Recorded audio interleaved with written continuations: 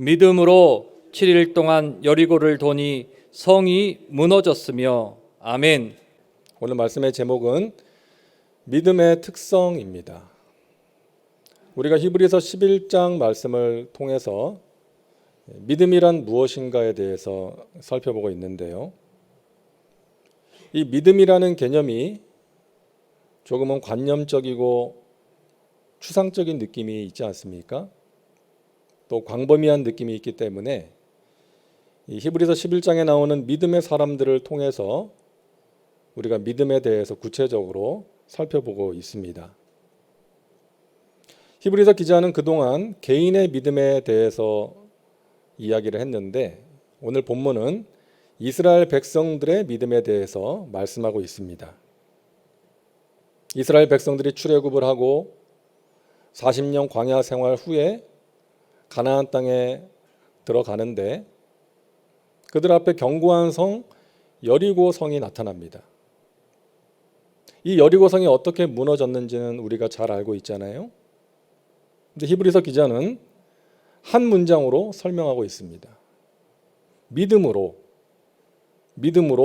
이스라엘 백성들이 7일 동안 여리고 성을 돌았고 그 결과 여리고 성이 무너졌다라고 말씀하고 있습니다. 히브리서 기자는 간단하게 한마디로 이야기를 했지만 우리가 여리고 성이 무너지는 과정을 구체적으로 살펴보면 이 믿음의 특성이 무엇인지를 발견하게 됩니다. 우리의 인생길에서 만나게 되는 문제의 여리고 성을 우리가 함락하기 위해서 필요한 것 세 가지. 첫 번째 믿음의 특성은 믿음은 순종이라는 것입니다. 자, 하나님께서 이스라엘 백성들에게 말씀하시죠. 너희는 여리고 성을 한 바퀴씩 돌아라. 언약궤를 바라보고 나팔 소리를 따라 그냥 행진하라는 거예요. 엿새 동안 그렇게 하고 7일째에는 7번을 돌고 나팔 소리가 길게 울려 퍼지면 큰 소리를 질러라. 그러면 여리고 성이 무너질 것이다. 이성적으로 납득하기 힘든 말씀 아닙니까? 그럼에도 불구하고 여호수아와 이스라엘 백성들은 하나님의 말씀에 순종했다는 것이죠. 여러분, 우리가 살다 보면 여리고 성과 같은 문제를 만날 때가 있지 않습니까? 그럴 때 우리는 하나님께 기도해요. 하나님, 저 문제 여리고 성 무너지게 해주세요.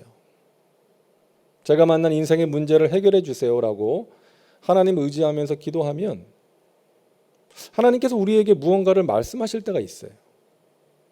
무언가를 깨닫게 하시는 것이죠. 하나님과의 관계가 예전 같지 않다는 것이 깨달아집니다. 예배와 말씀과 기도의 삶을 제대로 살지 못하고 있다는 것이 생각이 납니다.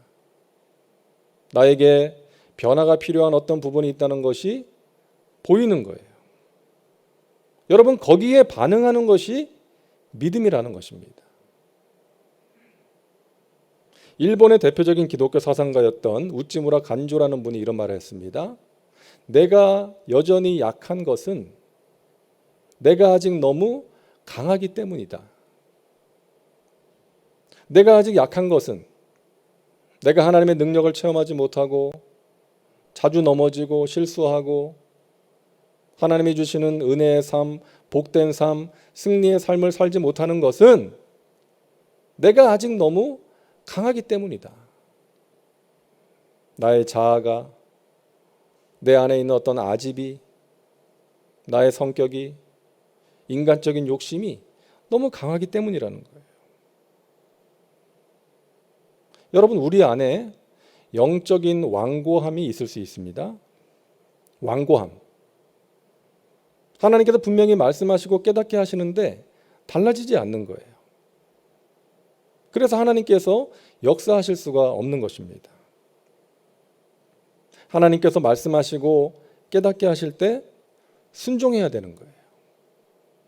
그럴 때 문제의 여리고 성이 무너질 수가 있다는 것입니다. 하나님께서는 문제를 다루시기 전에 우리를 다루시는 거예요. 우리가 문제 앞에서 깨어지기를 원하시고 겸손하게 낮아지기를 원하시고 성숙해지기를 원하시는 것입니다. 변화되기를 원하시는 거예요.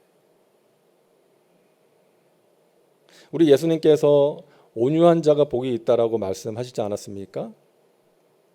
성령의 9가지 열매 가운데에도 이 온유함이 있잖아요. 여러분, 이 온유함은 단지 착한 것이 아닙니다. 천성적으로 착한 사람이 있어요.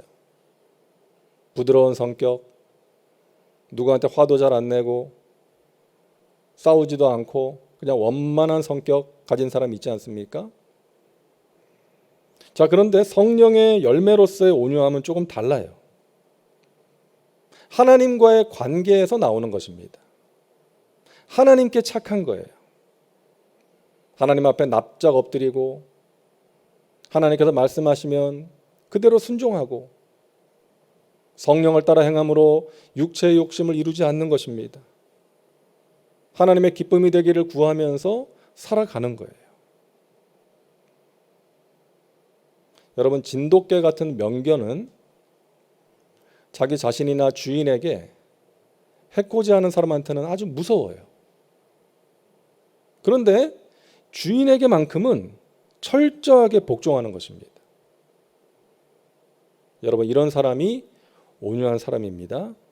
힘이 없고 나약하지 않습니다. 힘이 있어요. 하지만 하나님 앞에서는 한없이 부드러운 거예요. 하나님이 하라고 하시면 하고 하지 말라고 하시면 안 하는 것입니다.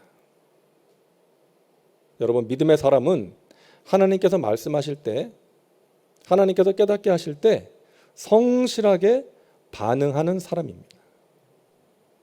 저와 여러분이 그런 사람 되시기를 바랍니다. 하나님 말씀하시고 깨닫게 하실 때 거기에 반응하는 거예요. 순종하는 것입니다.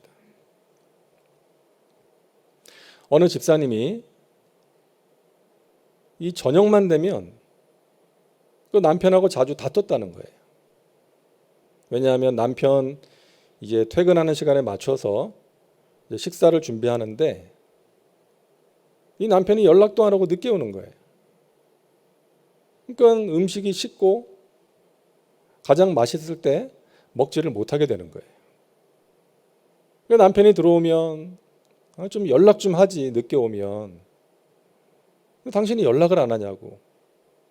그러면 내가 깜빡 잊어버렸어.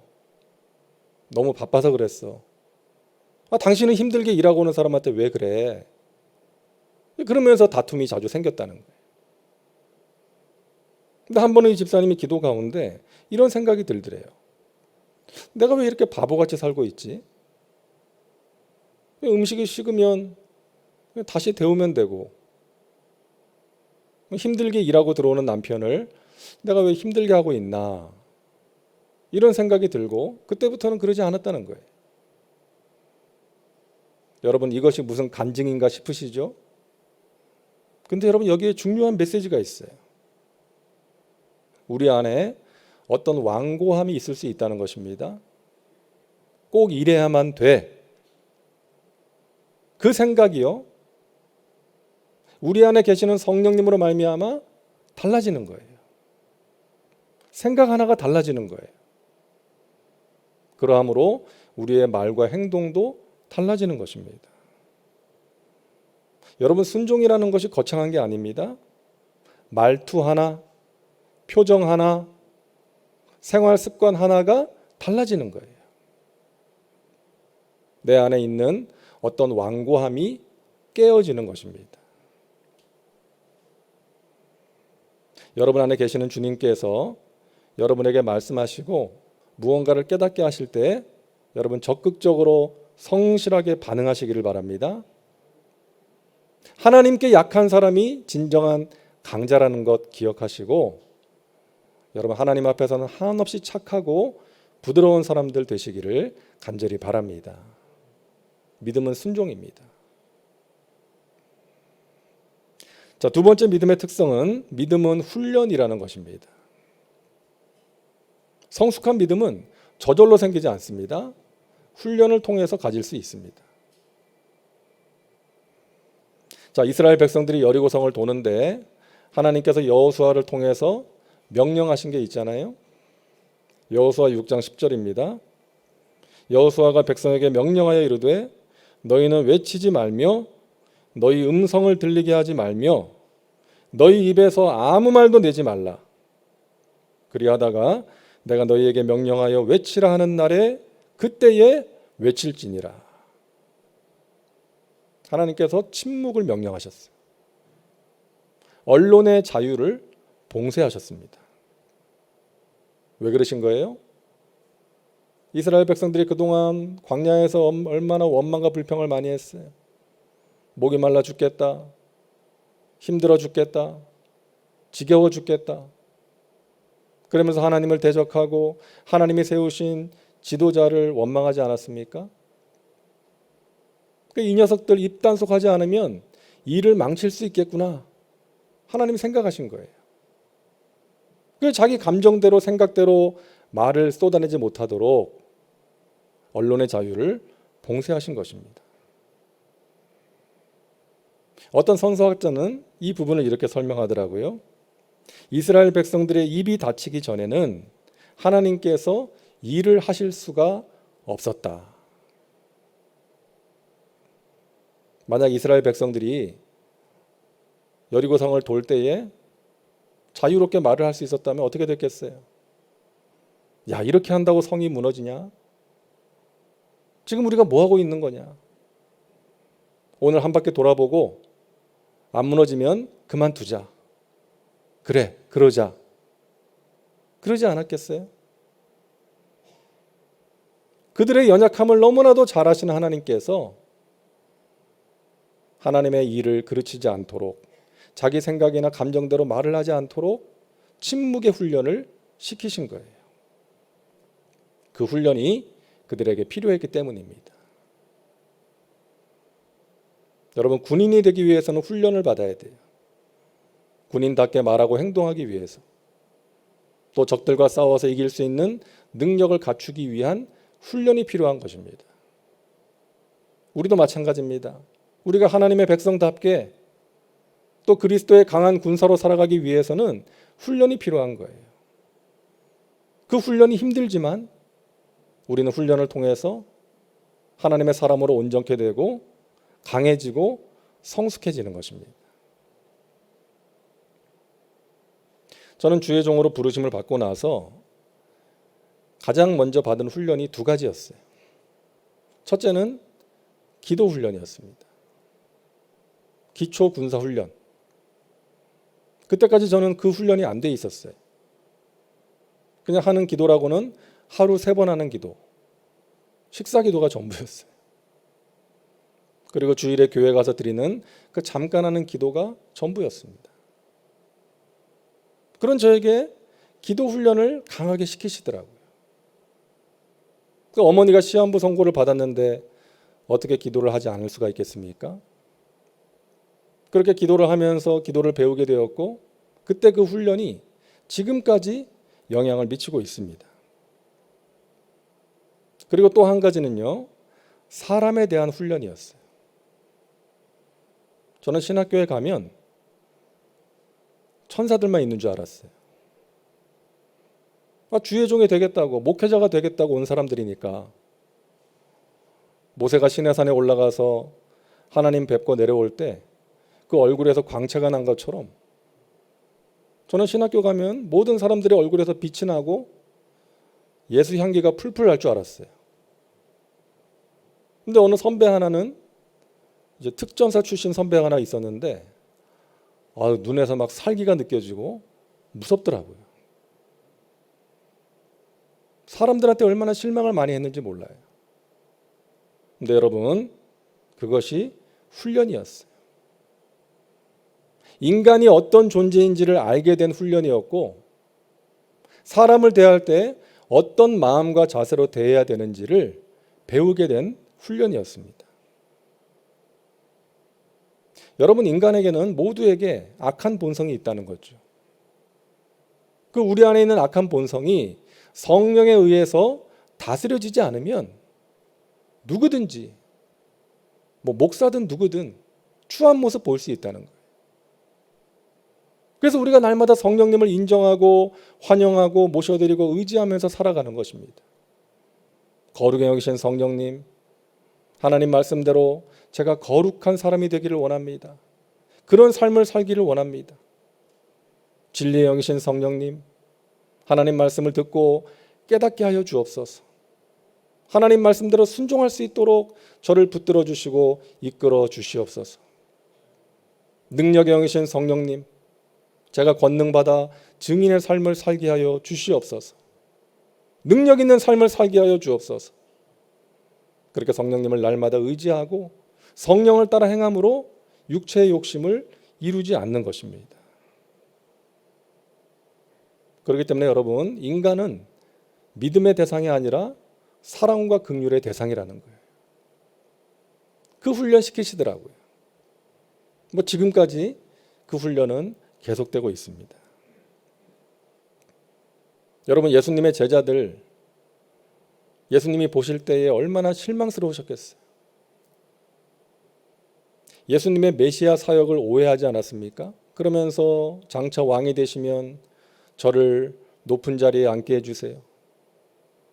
그러면서 제자들끼리 서로 다퉜어요. 누가 높냐? 그리고 예수님 이제 십자가의 길을 앞두시고 겟세마네에 가셔서 피땀을 흘리면서 기도하시는데 제자들은 잠이 들어버렸어요. 그런 제자들이 얼마나 실망스러우셨겠어요. 하지만 우리 예수님 그런 제자들을 끝까지 버리지 않으시고 포기하지 않으시고 끝까지 사랑하시니라. 나중에 제자들이 성령 받고 그들을 통해서 전 세계에 하나님 나라의 복음이 전해진 거 아닙니까? 여러분, 사람이 우리를 힘들게 할 때가 있어요. 사실 대부분 사람 때문에 힘든 거죠. 하지만 여러분, 그럴 때 하나님의 손 안에서, 여러분 하나님의 품 안에서 그 사람을 대하는 훈련 받으시기를 바랍니다. 누군가를 포기하지 마시고요. 누군가를 위한 기도 포기하지 마시고 주님이 주시는 마음으로 내 곁에 있는 사람을 바라보고 그 사람을 사랑으로 품으시고 그 사람을 위해서 기도해 주시기를 바랍니다. 그 사람의 변화 포기하지 마시기 바랍니다. 여러분, 감사도 훈련이 필요하죠. 저절로 되지 않습니다. 감사하기로 결단하고 감사의 제목을 찾아내는 훈련이 우리에게 필요하다는 거예요.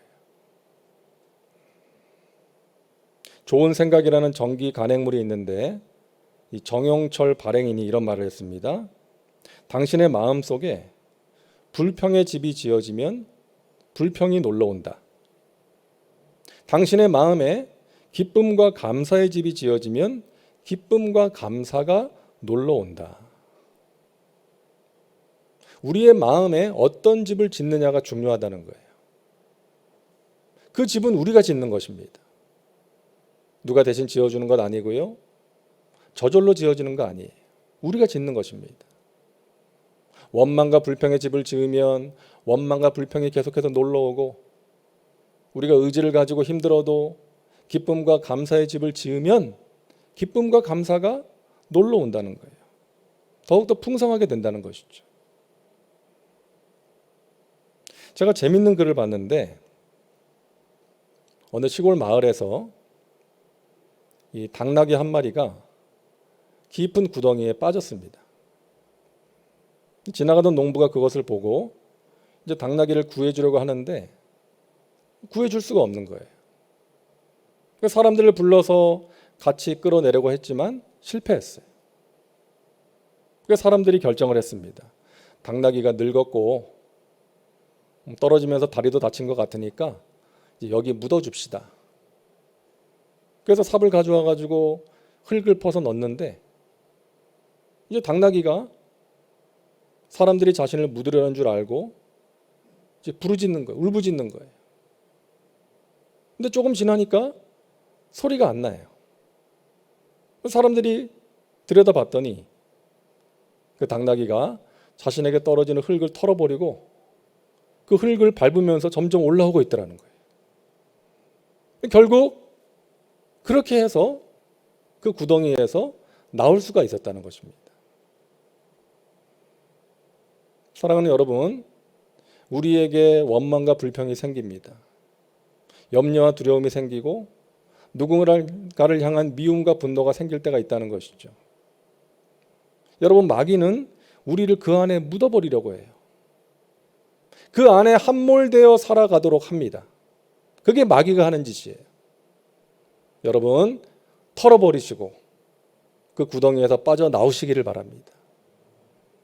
원망과 불평과 염려와 두려움과 미움과 분노가 나에게 생길 때 그 가운데 빠져 계시지 마시고 예수 이름으로 털어버리시고 하나님이 주시는 평안 가운데 여러분의 마음과 생각을 잘 지키며 살아가시기를 주님의 이름으로 축복합니다. 훈련이 필요합니다. 말씀과 기도의 훈련, 감사하는 훈련, 내 마음을 지킬 수 있는 훈련을 통해서 여러분 하루하루 승리의 삶을 살아가시기를 간절히 바랍니다. 세 번째 믿음의 특성은 믿음은 인내라는 것입니다. 여리고성은 이스라엘 백성들이 7일 동안 행진한 후에 그리고 나팔 소리에 따라 소리를 질렀을 때에 무너졌습니다. 그 전에는 벽에 금 하나 가지 않았어요. 벽돌 한 장 무너지지 않았어요. 하나님이 명하신 분량을 다 채웠을 때에 무너진 것입니다. 여러분, 이처럼 믿음은 인내하는 거예요. 노아는 방주 만들 때 얼마나 힘들었습니까? 방주 만들어 본 적이 없어요. 큰 배를 만들기 위해 수많은 나무를 베어야 됐습니다. 연장이 좋았습니까? 오랜 세월이 걸렸죠. 필생의 대업이었습니다. 사람들은 조롱했습니다. 하지만 노아는 끝까지 인내함으로 방주를 만들었고 구원을 받게 된 거예요. 방주 안에서도 인내했습니다. 방주는 유람선이 아니었잖아요. 수많은 동물들이 함께 타고 있었습니다. 그 울음소리, 찍찍거리고 꽥꽥거리고 그 시끄러운 소리를 들으면서 지낸 거예요. 그 많은 동물들의 배설물, 그 배 안에서 처리한 거예요. 냄새도 많이 났을 거예요. 하지만 끝까지 인내했던 것입니다. 여러분, 아브라함은 본토 친척 아버지의 집을 떠나서 가나안 땅에 들어갔는데 어떻게 들어갔다? 마침내 들어갔다. 인내의 시간이 필요했다는 것이죠. 마침내. 요셉은 하나님이 주신 꿈을 꾸고 나서 그때부터 그 꿈과는 정반대의 길을 걸어갔어요. 무려 13년의 세월 동안 종살이하고 인내하면서 지냈던 것입니다.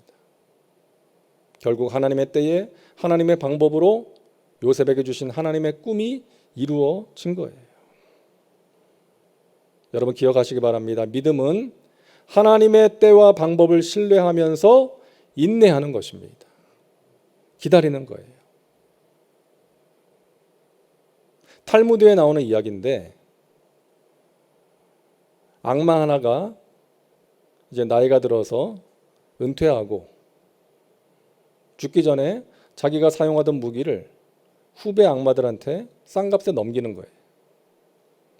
그 무기들을 쭉 진열해 놓고 밑에다 값을 매겨놨는데 유독 한 가지 무기만큼은 아주 비싼 가격이 붙어 있는 거예요. 후배들이 궁금해서 물어봤죠.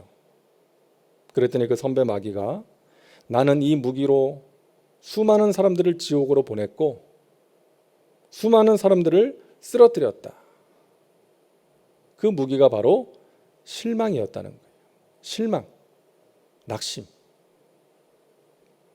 여러분, 우리가 어떤 일에 실망할 때가 있습니다. 나에게 벌어진 어떤 상황을 보면서 실망할 때가 있어요. 내가 간절히 바라는 일이 더디 이루어질 때 우리는 실망합니다. 어떤 사람을 향해서 실망할 때가 있습니다. 심지어 하나님께 실망할 때도 있어요. 그런데 이 실망은 마귀가 즐겨 쓰는 무기라는 것입니다. 제가 터키에 있을 때 보니까 많은 선교사님들이 와서 복음을 전하는데 정말 열심히 사역을 해요. 그런데 사역의 열매가 없는 거예요. 그러면 실망하게 되죠. 하나님께서 나를 이 땅에 보내셔서 내가 왔는데, 그 분명한 확신을 가지고 이 땅에 왔는데 왜 사역의 열매가 없을까? 이곳을 떠나야 되나? 이런 생각을 하는 거예요. 근데 어느 선교사님이 SNS에 글을 올려놨는데 참 그 글이 인상 깊었어요. 우리를 선교지에 머물게 하는 것은 사역의 성패가 아니라 주님이 우리를 이곳에 부르셨다는 소명에 대한 순종입니다. 그 글이 참 마음에 울림이 되더라고요. 선교지에 머물고 떠나는 것이 사역의 성패로 인한 것이 되어서는 안 되고, 하나님께서 자신을 이곳에 부르셨다는 확신 가운데 왔다면 하나님이 떠나라고 하실 때까지 그 자리를 지켜야 된다는 거예요. 사역에 잘 되면 머물고 사역에 열매가 없으면 떠나는 것이 아니라 하나님께서 부르셨기에 왔고 하나님의 부르심에 끝까지 순종하는 것이 진정한 소명자다. 사랑하는 여러분, 포기하는 것하고 기다리는 것은 천지차이입니다. 포기하는 것은 하나님을 기대하지 않는 거예요. 하지만 기다리는 것은 하나님이 하실 일을 기대하는 것입니다. 포기는 불순종이고요, 기다림은 순종입니다. 사랑하는 여러분, 하나님의 행하실 일을 기대하며 기다리시기를 바랍니다. 힘들어도 기다려야 됩니다. 하나님의 때와 방법을 신뢰하면서 기다리는 거예요.